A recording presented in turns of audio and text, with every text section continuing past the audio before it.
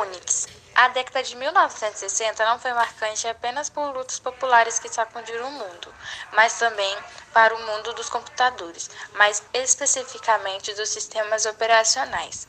É nos anos 60 que surge o embrião do Unix, o pai de praticamente todos os SOS existentes hoje em dia.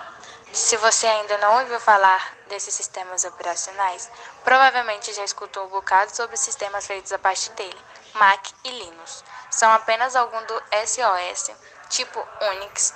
Conheça agora um pouco mais sobre este importante marco da história dos computadores pessoais. O Unix é um sistema operacional criado por Kenneth Thompson após um projeto de sistema operacional não ter dado certo. O Unix foi o primeiro sistema a introduzir conceitos muito importantes para os sistemas operacionais, como suporte, multiusuários, multitarefas e portabilidade. Além disso, o Unix suporta tanto alterações de linha de comando que dão flexibilidade e precisão ao usuário, quanto definições via interface gráfica, uma opção normalmente mais prática e menos trabalhosa do que a anterior. Sua história remonta aos anos de 1960, quando Thompson, Dennis Ritchie e outros desenvolvedores se juntaram para desenvolver o sistema operacional Multics no laboratório Bill, da AT&T. A ideia era criar um sistema capaz de comportar centenas de usuários. A diferença entre os grandes grupos envolvidos na pesquisa AT&T, General Eletrônico e Instituto de Tecnologia da Massachusetts levaram a Multics ao fracasso. Contudo, em 1969, Thompson começou a reescrever o sistema com pretensões não tão grandes, e aí surge a Unix. Multitarefa e multiusuário. É provável que o primeiro grande motivo da popularidade desse sistema sejam os conceitos que ele lançou no mundo dos sistemas operacionais. Ao contrário de seus principais concorrentes, o Unix propôs um sistema multitarefa, capaz de executar dezenas de processos simultaneamente. De fato, a execução do Unix se dava de forma extremamente rápida, o que fazia parecer ser multitarefa. Apesar de não haver uma resposta exata para isso, a esmagadora maioria dos sistemas disponíveis atualmente é baseado no Unix. Talvez você nem saiba, mas o sistema operacional que roda no caixa eletrônico que você saca dinheiro, por exemplo, provavelmente é um do tipo Unix. Atualmente, esses recursos parecem óbvios, mas há 40 anos eram novidades e fortes diferenciais para a escolha de um sistema operacional. Vale lembrar ainda que nessa época computadores pessoais também pareciam um sonho distante, e o Unix era usado basicamente por universidades, governos e grandes indústrias.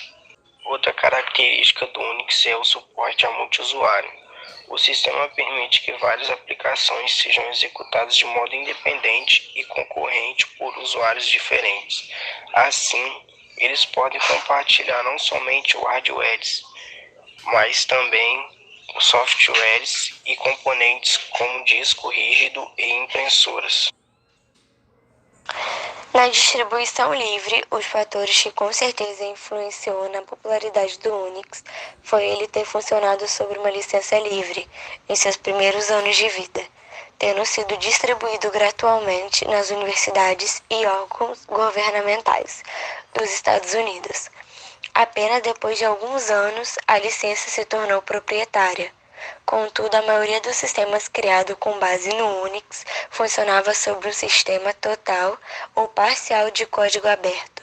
Desse modo, a proliferação do sistema foi impulsionada pela licença livre, principalmente das famílias BSD, Open, Solaris e Linux. Por que a Microsoft não usou o sistema Unix?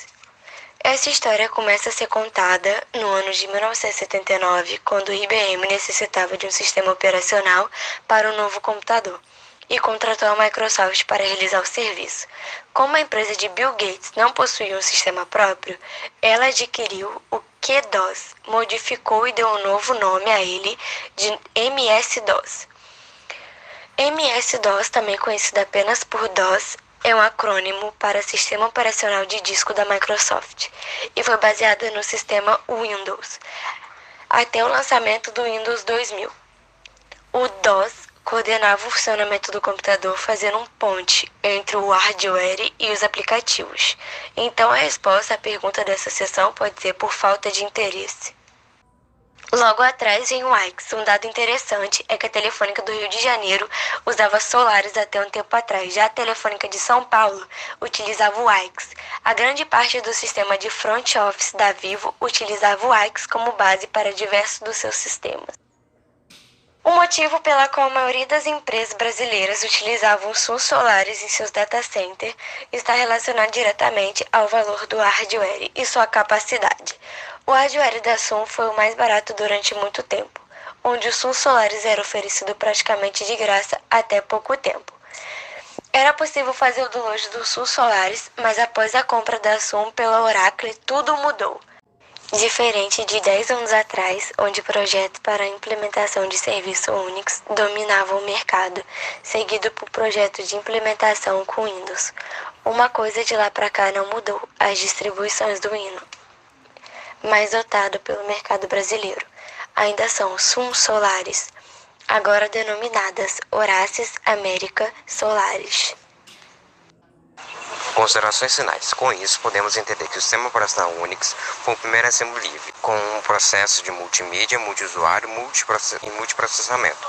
Consequentemente, com o primeiro com um código-fonte mudável, podendo apagar, alterar ou até mesmo dar a outra pessoa, tornando-se mais fácil de usar e entender.